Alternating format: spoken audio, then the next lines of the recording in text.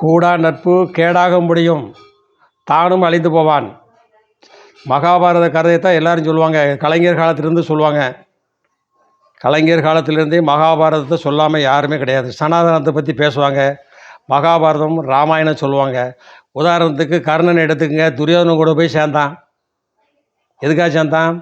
கர்ணனை ஒரு சமயத்தில் அவருடைய மானத்தை காத்து ஒரு நாட்டை எழுதி கொடுத்தான் துரியோதனன். அந்த ஒரு நன்றிக்காக இருந்தான். அதுபோல் தான் தற்பொழுதுள்ள தமிழகத்தில் நடந்து கொண்டிருக்கிறது. தனது சகாக்களுக்கெல்லாம் மந்திரி பதவி கொடுத்தார்,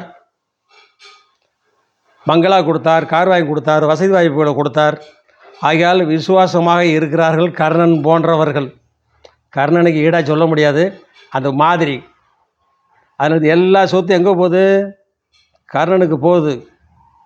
கர்ணன் யார்? விசுவாசிகள். தலைவன் யார்? உங்களுக்கு தெரியும். இப்படி தாங்க அரசியல் ஓடிக்கிட்டு இருக்கு. யார் முதல்ல செத்தா? தொண்டன் தான். கர்ணன் தான் முதல்ல செத்தான். கடைசியில் தான் துரியோதனன் சாவான், இல்லையா? இதுதான் மகாபாரத கதையை எடுத்து விடுங்க. பெரிய பெரிய அறிஞர்கள்லாம் இருக்காங்க. ஒரு பாடல் ஆசிரியர்லாம் இருக்கார். புல்கை ஜிப்பா போட்டு வருவார்ல, எப்போவுமே ஜிப்பா தான், வேறு வழி கிடையாது. ஒரே ஜிப்பாவை போட்டிருந்தா தெரியாதுல்ல, துவைக்கணும் அவசியம் இல்லைல்ல. அடுத்தபடியாக